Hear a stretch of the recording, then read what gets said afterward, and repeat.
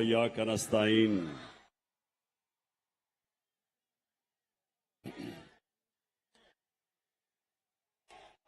शुक्रिया। मैं सरगोदा यूनिवर्सिटी का शुक्रिया अदा करता हूं कि आज उन्होंने मुझे दावत दिया। तो मैं अब सबसे अब रिक्वेस्ट करूंगा कि खामोशी से आपने मेरी बात सुननी है, पसंद आई तो बाद में फिर नारे मारना। शुक्रिया शुक्रिया। अच्छा, अभी बस आया सब पता चल गया, सुन ले आप मेरी बात। अच्छा देखें, मुझे पता चला कि जो गवर्नर पंजाब, सुन ले, आराम से सुनने, आज आपने मेरी बात, पता नहीं कब मौका मिलेगा फिर से आपसे बात करने का। मैं सबसे पहले गवर्नर पंजाब, जो चांसलर है सरगोदा यूनिवर्सिटी का, गवर्नर साहब जरा मैं आपसे मुखातिब हूं। आप सबके सामने, सरगोदा यूनिवर्सिटी के स्टूडेंट्स के सामने, मैं गवर्नर पंजाब से मुखातिब हूं। मैं सबसे पहला सवाल गवर्नर साहब, कि ये आपको किसने इजाजत दी है कि आप पॉलिटिकल लीडर्स को यूनिवर्सिटी के स्टूडेंट्स के सामने उनको एड्रेस करने से रोके? मैं ऑक्सफोर्ड यूनिवर्सिटी 3 साल था। ऑक्सफोर्ड यूनिवर्सिटी के लिए बड़े बड़े, सिर्फ बर्तानिया के पॉलिटिशियंस नहीं, इंटरनेशनल पॉलिटिशियंस इनवाइट करते थे, अभी भी करते हैं, और वो स्टूडेंट्स को एड्रेस करते थे। मुझे, जब से मैंने यूनिवर्सिटी छोड़ी, 3 दफा ऑक्सफोर्ड यूनिवर्सिटी ने मुझे इनवाइट किया है, बल्कि अभी फिर इनवाइट किया है कि मैं यूनिवर्सिटी के सामने आके एड्रेस करूं। तो मैं ये इस गवर्नर से पूछता हूं कि ये यूनिवर्सिटीज नर्सरीज होती हैं फ्यूचर लीडर्स के लिए। जो मुल्क के लीडर्स होते हैं वो आप जैसे नौजवान जो यूनिवर्सिटी एजुकेशन लेते हैं, आप फ्यूचर लीडर्स होते हैं। तो अगर आपके सामने पॉलिटिकल लीडर्स ना आके एड्रेस करें तो आपकी पॉलिटिकल तरबियत कैसे होगी? कैसे आपको पता चलेगा? आप अपना नजरिया कैसे बनाएंगे? कैसे आपको पता चलेगा कि लीडरशिप क्या होती है? क्योंकि आपने इंशाअल्लाह इस मुल्क के फ्यूचर लीडर से मेरे सामने बैठी हुई है। सो गवर्नर, खुदा के वास्ते इन चोरों की बातें ना सुनो जो ऊपर बैठे हुए हैं। इमरान खान को यह कौम 50 साल से जानती है, और मैं अपने फ्यूचर लीडर्स के सामने अगर आके बात करूंगा तो मुल्क की बेहतरी की बात करूंगा, इनकी बेहतरी की, इनकी तरबियत की बात करूंगा। और आपकी, एक तो ये, जब भी ये सारा जो चोरों का टोला ऊपर आके बैठ गया है, जब ये मेरा नाम सुनते हैं तो इनकी कांपें टांगनी शुरू हो जाती है।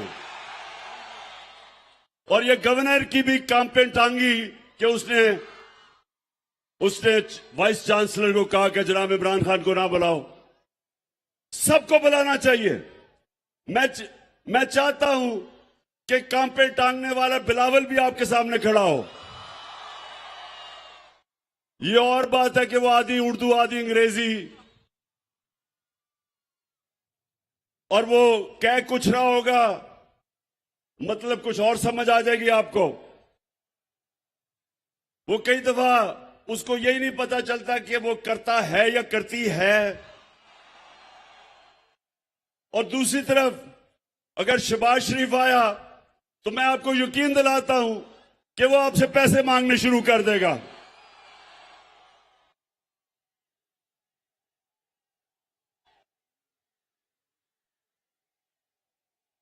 हाँ, और आप डीजल साहब को भी इनवाइट कर सकते हैं। यहां सबको आना चाहिए। डीजल बस सुन लो ना, मैं ये कह रहा हूं कि यूनिवर्सिटीज के अंदर सारे पॉलिटिकल लीडर्स को आके मौका मिलना चाहिए, अपना मौकफ रखे, क्योंकि आपकी ट्रेनिंग हो रही है। और इसलिए क्यों यूनिवर्सिटीज में मुल्क की फ्यूचर लीडरशिप यहां से जन्म लेती है। और दूसरी चीज, अच्छा जरा आपने देखें, आराम से आज आपने मेरी बात सुननी है, क्योंकि मुझे आपका जज्बा और जुनून मैं नोटिस कर रहा हूं, माशाल्लाह उबल रहा है। अच्छा, अब सुनना है, देखें सरगोदा यूनिवर्सिटी के स्टूडेंट्स बहुत बड़ा फिलोसोफर एरिस्टोटल ने आज से 2500 साल पहले एक बात कही थी। गौर से जरा मेरी बात सुने, वो क्या कही थी। उसने कहा था कि अगर एक माशरे में नाइंसाफी हो, जुल्म हो, तो सारे माशरे के शहरी राय हक के लिए खड़े होंगे, इंसाफ के लिए खड़े होंगे। और जब एक इंसान हक के लिए खड़ा होता है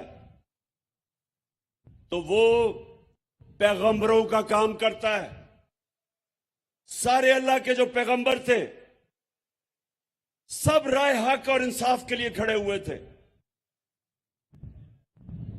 हमारे नबी सल्लल्लाहु अलैहि वसल्लम मक्का के जो कुफार थे, जो जुल्म करते थे, जिन्होंने आजादी राय, जो अपनी आजादी राय लेके निकले थे, हमारे नबी सल्लल्लाहु अलैहि वसल्लम उन्होंने रोक दिया था, तशद्दुद किया था लोगों पे, वो उसके लिए खड़े हुए थे। जो हजरत मूसा थे वो फिरौन के जुल्म के खिलाफ खड़े हुए थे। हजरत इब्राहिम नमरूद के खिलाफ खड़े हुए थे। हजरत ईसा रोमन इंपीरियलिज्म और जो यहूदी एलीट थी उसके खिलाफ खड़े हुए थे। सब इंसाफ के लिए खड़े हुए थे। तो दो किस्म के पॉलिटिशियन हैं।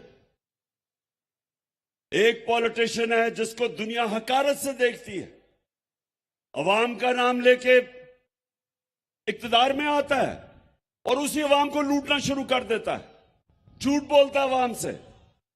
इनको लोग हकारत से देखते हैं। और दूसरा पॉलिटिशियन कायदे आजम मोहम्मद अली जिन्ना। कायदे आजम एक बड़ी ख्वाब इंसाफ के लिए, मुसलमानों के हकूक के लिए निकले थे कि हिंदुस्तान में हमें हकूक नहीं मिलेंगे, इसलिए वो निकले थे। 40 साल स्ट्रगल थी। इसलिए आज हम सब कायदे आजम की इज्जत करते हैं कि उन्होंने अपने लिए सियासत नहीं की थी, हमारे लिए की थी। नेल्सन मंडेला, साउथ अफ्रीका में कोई सोच भी नहीं सकता था कि कभी भी खून के बगैर जो अफ्रीकन थे उनको आजादी मिलेगी, क्योंकि गोरों ने उनके ऊपर कब्जा किया हुआ था। अपार्थाइड रिजीम थी, गोरे ऊपर बैठे थे, नीचे गुलाम थे। तो नेल्सन मंडेला 27 साल उसने स्ट्रगल की, 27 साल जेल में गुजारे, लेकिन अपने मौकफ से पीछे नहीं हटा। और जब तक साउथ अफ्रीका रहेगा, चाहे वो गोरा हो या काला हो, सब नेल्सन मंडेला की इज्जत करेंगे, क्योंकि उसने अपनी जात के लिए पॉलिटिक्स नहीं की। और हमारे नबी सल्लल्लाहु अलैहि वसल्लम, हम क्यों उनसे इतना प्यार करते हैं? हम क्यों विश करते हैं उनसे? क्योंकि उन्होंने हमें हकूक दिलवाए, उन्होंने हमें इंसान बनाया, उन्होंने मदीना में अदल और इंसाफ का निजाम लेके आए, इंसानों को आजाद कर दिया, उन्होंने मेरिट लेके आए, उन्होंने तालीम का बताया कि जब तुम इल्म हासिल करते हो तो यह इबादत में शामिल हो जाता है। उन्होंने वो लोग जिनकी कोई हैसियत नहीं थी, दुनिया की इमामत की उन्होंने। वो अरब जिनकी हैसियत नहीं थी, दो सुपर पावर्स थे मशरिक और मगरिब में। ये दुनिया की तारीख का सबसे बड़ा इनकलाब था कि उन्होंने उनको उठा के लीडर्स बना दिया। हर सहाबी लीडर बन गया।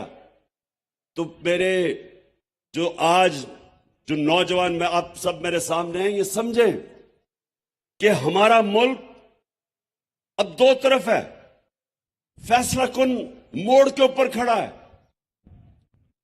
अगर इस वक्त जो मैं अपनी सारी कौम को कहता हूं कि आप आज हक और सच और इंसाफ के लिए नहीं खड़े होंगे, तो याद रखें, जब आप जुल्म का मुकाबला नहीं करते और जुल्म के बुत के सामने झुक जाते हैं, वो माशरा तबाह हो जाता है। हजरत अली का कौल है कि कुफर का निजाम चल जाएगा, लेकिन जुल्म और ना इंसाफी का निजाम नहीं चल सकता।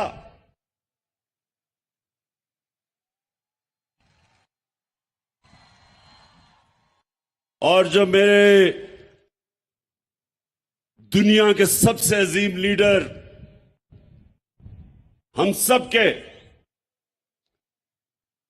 दिलों का जो राज करते हैं, नबी सल्लल्लाहु अलैहि वसल्लम, 1500 साल पहले उन्होंने जो कहा था, मैं सब चाहता हूं ये बार बार मेरी बात याद रखना कि जो उन्होंने कहा था, उनकी जो हदीस है कि तुम्हारे से पहले बड़ी कौमें तबाह हुई, जिधर कमजोर छोटा चोर चोरी करे तो जेल में, और बड़ा डाकू जब चोरी करे तो उसका वो ना पकड़ सके जो मुल्क, उसको एनआरओ दे दे, वो तबाह हो जाता है। ये याद रखें कि आप आज अपने सामने मुल्क को तबाही की तरफ जाते देख रहे हैं, क्योंकि मेरे नबी ने कह दिया था कि जब आज जेलों में जाके देखें, सब गरीब लोग नजर आएंगे आपको। मुशर्रफ ने मुझे भी कोई चंद दिन जेल में रखा था, मुझे कोई बड़ा डाकू वहां जेल में नहीं नजर आया, सब छोटे गरीब लोग थे। और जब मैं असेंबली में गया तो बड़े बड़े नामवर डाकू मुझे पाकिस्तान की असेंबली में नजर आए। तो ये देखें,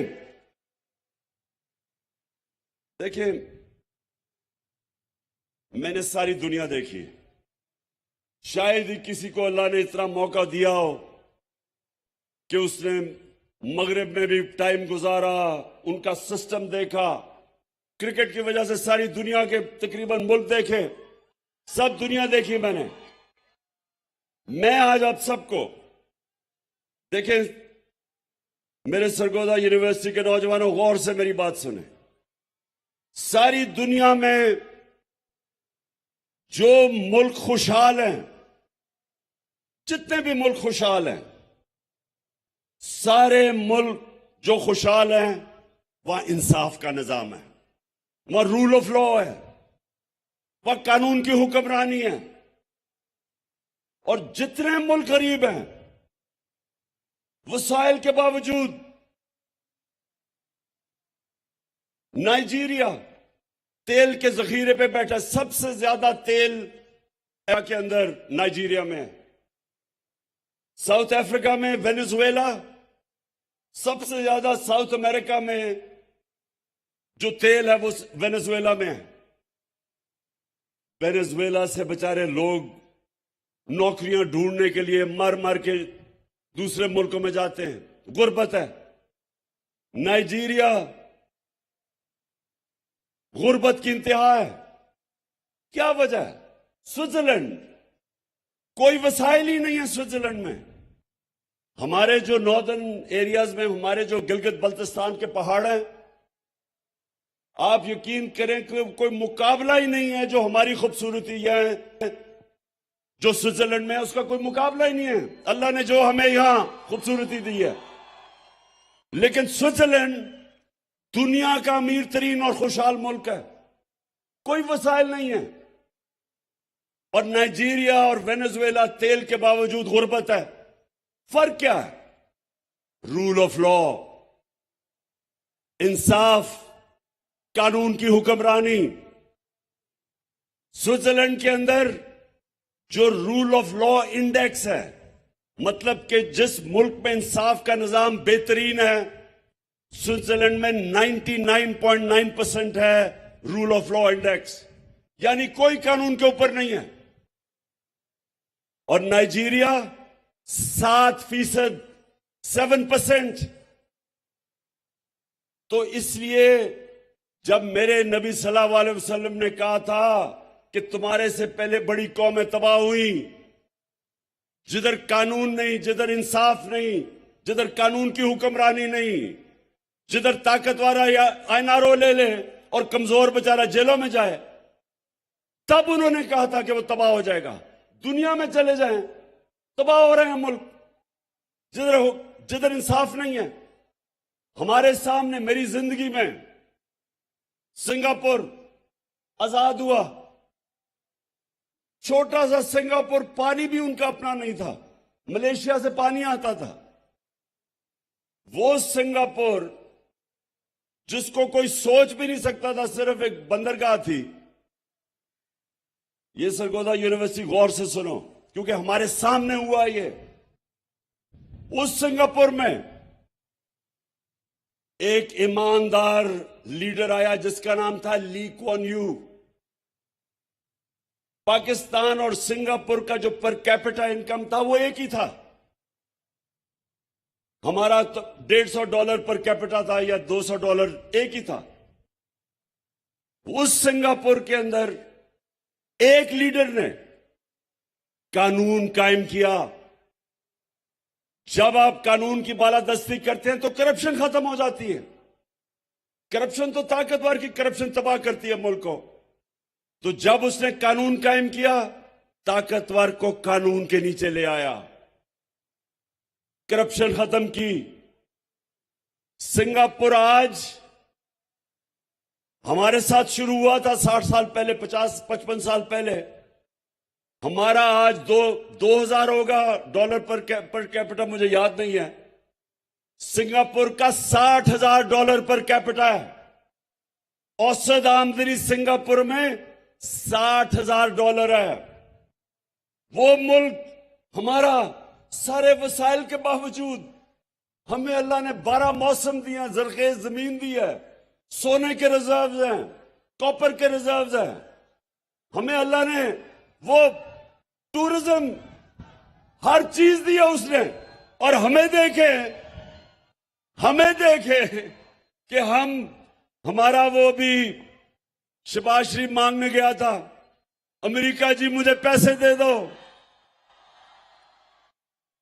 मैं मजबूर हूं। वो वैसे अगर टेप है वो जरा चलाए, मैं जरा आपको जरा सुना दे बस। मैं इसलिए कह रहा हूं कि ये फर्क है। मैं सऊदी अरब से होके आया हूं, मैं यूएई के होके, अभी मैं तुर्की होके आया हूं। और भाइयों को कहा कि आप हमारे बड़े अजीम भाई हैं, हमेशा आपने हमारी मदद की। और मैंने यही कहा, जब मैं आया हूं तो आप समझेंगे शायद ये मांगने आया। मैं मांगने नहीं आया, लेकिन मजबूरी है। जिस तरह माजी में 75 साल में आपने हमारा हाथ उठाया है। मैं ये आपको सरगोदा देखें, हम अब ये देख रहे हैं कि हमारा प्राइम मिनिस्टर जब पैसे मांगता है, सारे मुल्क की इज्जत खत्म हो जाती है। बाहर जब आप जाते हैं, हरा पासपोर्ट लेके दुनिया में जब जाते हैं, तो आपको अलग लाइनों में खड़ा कर देते हैं। क्योंकि जो मुल्क दूसरे मुल्कों के सामने हाथ फैलाता है, जिस तरह जो आदमी दूसरे आदमी के सामने हाथ फैलाता है, इज्जत नहीं होती, कौमी गैरत खत्म हो जाती है। तो मैं जो आज आपको खास तौर पे मैं सरगोधा यूनिवर्सिटी खास तौर पे जो मैं आपके पास आया ये बताने के लिए कि देखें, अगर हम ये समझते हैं कि ये मुल्क चल जाएगा, कि जेल भरे हो बेचारे गरीब लोगों से जो मजबूरी में चोरी करें, बेरोजगारी में, आजकल जो बिजली के बिल हैं वो कौन दे सकता है, तो मुश्किल में जो चोरी करे वो जेल में, और जो बड़े बड़े डाकू अरबों रुपए की चोरी जिन्होंने की हो वो दंदनाते फिरे हैं, प्राइम मिनिस्टर बन जाएं। ये जो अब जरा सुने, ये आपके लिए मैं सिर्फ बता रहा हूं, सरगोधा यूनिवर्सिटी ये पॉलिटिक्स नहीं है, ये हमारे मुस्तकबिल का फैसला होने जा रहा है। अगर एक मुल्क का प्राइम मिनिस्टर उसको बनाते हैं जो 16 अरब रुपए की, वो और उसका बेटा, उनको चोरी में अंडर ट्रायल होते हैं, इनको सजा होने वाली थी, 16 अरब रुपए की FIA का केस कि इन्होंने चपरासी, मकसूद चपरासी और इनके नाम पे 16 अरब रुपया लिया, 1600 करोड़ रुपया, उसको प्राइम मिनिस्टर बना दें। वो इसहाक डार जो रिटन, सुने जरा, इसने रिटन एफिडेविट दिया हुआ है सन 2000 में मजिस्ट्रेट के सामने कि मैं शरीफ खानदान के पैसे चोरी करके लंदन भेजता था, मैं मनी लॉन्ड्रिंग करता था। कन्फेशनल स्टेटमेंट है इसकी। उसको फाइनेंस मिनिस्टर बना दे, यानी बिल्ले को बैठा दे दूध की हिफाजत करने के लिए। और आसिफ जरदारी, उसके ऊपर किताबें लिखी हुई हैं चोरी पे। उसके बाहर एक किताब है कैपिटलिज्म अकिलीज हील, वो किताब रेमंड बेकर ने लिखी हुई है कि कितनी चोरी इसने और नवाज शरीफ ने की। अखबारों में इनके आर्टिकल आए हुए हैं, बाहर की दुनिया में इसको 10% कहते थे। नैब इसको पकड़ नहीं रही, नैब इसके केसेस खत्म करती जा रही है।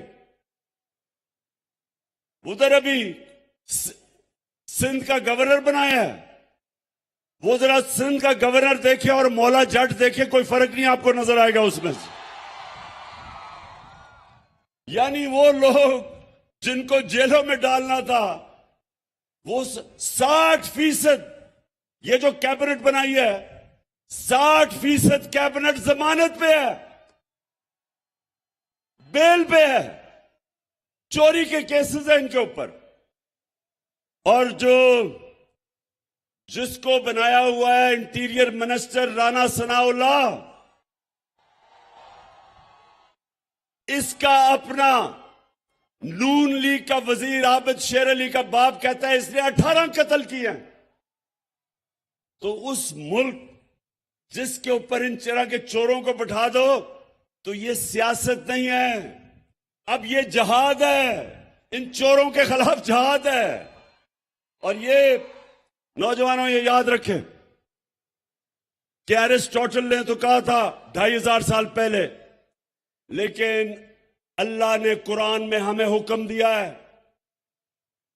अल्लाह ने हमें हुक्म दिया है अमर बिल मारूफ व नही अनिल मुनकर, कि अच्छाई के साथ खड़े हो और बुराई के खिलाफ खड़े हो। इमरान खान सरगोधा में तलबा से खिताब कर रहे थे। इस मौके पर उन्होंने कहा कि जितने मुल्क खुशहाल हैं वहाँ रूल ऑफ लॉ है। उन्होंने मुख्तलिफ ममालिक की मिसाल दी और उन्होंने कहा कि वहाँ पर वसाइल ना होने के बावजूद मुआशी इस्तेहकाम आया है और इसकी वजह सिर्फ रूल ऑफ लॉ का होना है। उन्होंने मजीद कहा कि जहाँ ताकतवर NRO ले ले और सिर्फ गरीब पर कानून लागू होता हो, वो मुआशरे तरक्की नहीं कर सकते। मजीद ये भी कहा कि कानून की बालादस्ती जहाँ होगी वहाँ करप्शन ख़त्म हो जाएगी। मजीद उन्होंने ये भी कहा इस खिताब के दौरान कि जब ये मेरा नाम सुनते हैं तो इनकी कांपे टांगती हैं। ये मौलाना साहब एक कौम कैसे मरती है? मौलाना रूमी ने कहा कि वो कौम जब अच्छे और बुरे के बीच में तमीज करनी खत्म करती है, मर जाती है। इखलाकी तौर पे जब कौम मरती है तब कौम खत्म होती है। जर्मनी और जापान दूसरी जंग अजीम में तबाह हो गए थे। एक बिल्डिंग नहीं खड़ी थी उधर। जापान के ऊपर 2 एटम बम गिरे थे। 10-10 साल में खड़े हो गए। 10-10 साल में दोनों कौमें खड़ी हो गई। क्योंकि आप बिल्डिंग्स को तो बम मार के गिरा सकते हैं, लेकिन इखलाकियात को बम मार के नहीं मार सकते। इसलिए अल्लाह का हुक्म है अमर बिल मारूफ, और दूसरा उसने जिहाद हमारे पे फर्ज किया है। अल्लाह ने कहा है कि नाइंसाफी के सामने खड़े हो, जुल्म का मुकाबला करो, ये उसका हुक्म है। तो जो मैं आज सारी अपनी कौम को तैयार कर रहा हूं, इंशाअल्लाह चंद दिनों में मैं अपनी मार्च अनाउंस करने लगा हूं।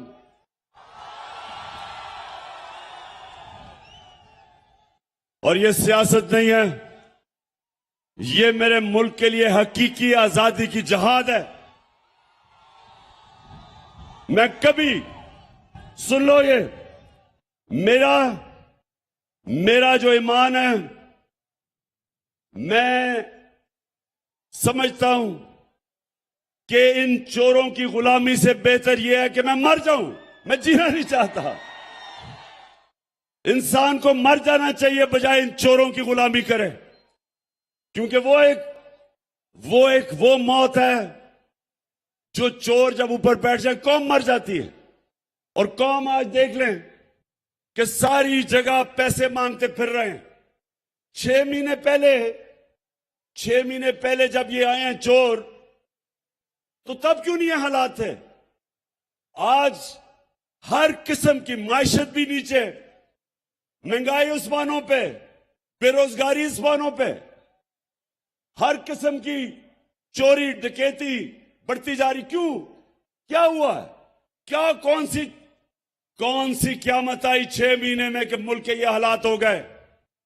किसी मुल्क पे भी आप चोर ऊपर मुसल्लत कर दे, मुल्क तबाह हो जाएगा। आपको दुश्मनों की जरूरत नहीं है। और हम आज सारी कौम एक तरफ खड़ी हो गई है, और ये जो चोर है ये एक तरफ खड़े हो गए हैं।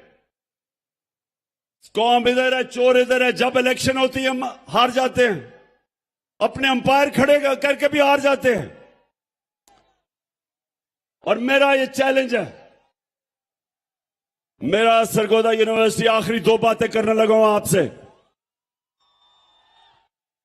देखें, अब आखिरी 2 बातें। एक आप सब ने मेरे से वादा करना है।